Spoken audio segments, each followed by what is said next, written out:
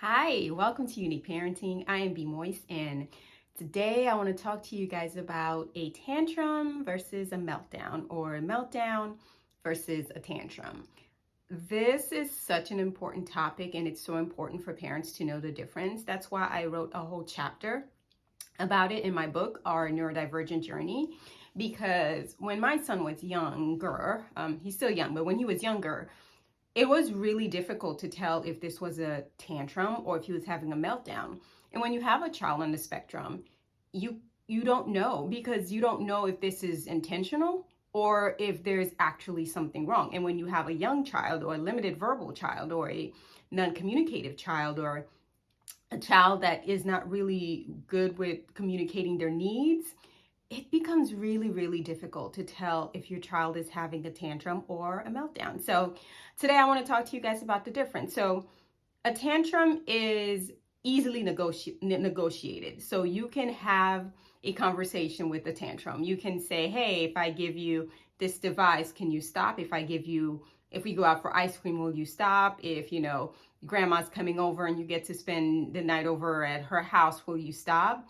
And that will snap a child out of a tantrum, because a tantrum is a point of negotiation, right? Like, a child will have a tantrum because it is a learned behavior. It is behavior that basically, I have done this in the past, and because I've done this, I received this thing, let me do it again. And it's a behavior that was successfully done and reinforced, so that's why they're doing it. The child didn't do it because it's new. They've done it because it's worked before. So a tantrum is something you can snap out of, you can have a conversation about, you can negotiate, you can do a lot of things with a tantrum. And a tantrum is a maladaptive behavior just to kind of figure out how to get what I want. That's why a kid will have a tantrum. Now, a meltdown, on the other hand, is not that. A meltdown is a sensory overload. It is a communication deficit. It is something is wrong, and I do not know how to communicate that need to anyone. So I am going to have, it's a malfunction of your internal, inside. It's basically, I don't know what to do, so now I'm going to do this thing until I can recuperate. You can't negotiate out of a meltdown. You can't bribe it. You can't talk yourself out of it. There's nothing that you can do to a child or for a child to get them out of a meltdown, because it's just sensory overload. It just needs to run its course. That's a meltdown. And when you punish a child for having a meltdown because you think it's a tantrum, you're not really helping that child cope or understand what are other coping mechanisms or strategies that they can put in place to, avoid a meltdown next time, because basically it's a failure in communication. The child wants something and you don't know what it is. My son often had meltdowns in sensory overload places, which is so bizarre because he's such a seeker. Like, he is a sensory seeking child.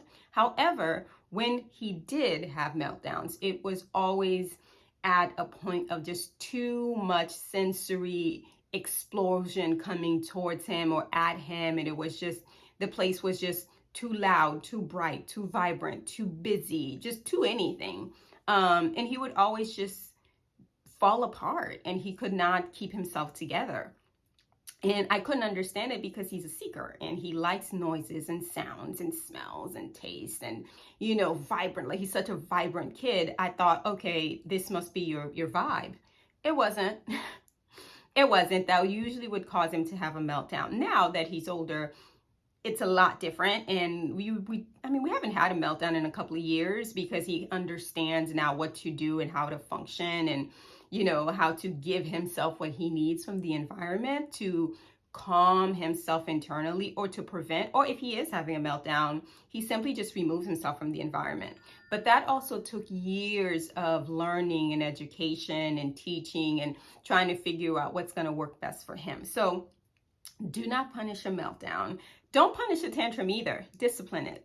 Make sure you redirect it. You make it so that the child understands this is not the best way to communicate, and you should communicate this way instead. If you want something, let's not have a tantrum, but try as best as you can to communicate that to me. It is different if the child is limited verbal and non-communicative, or if they're two. Tantrums are bound to happen at that age, and that's okay. But really always focus on trying to discipline as opposed to punish. And I have another video on discipline versus punishment.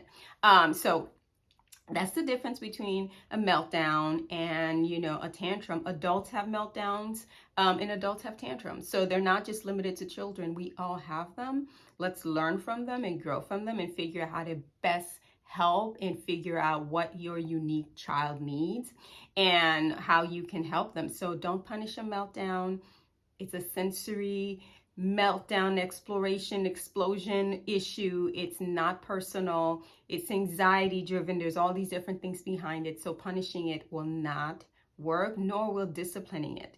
It really is allowing it to run its course and coming up with strategies for next time to help your child or you better cope next time. So in the meantime, I want you all to enjoy your unique parenting journey with your unique child.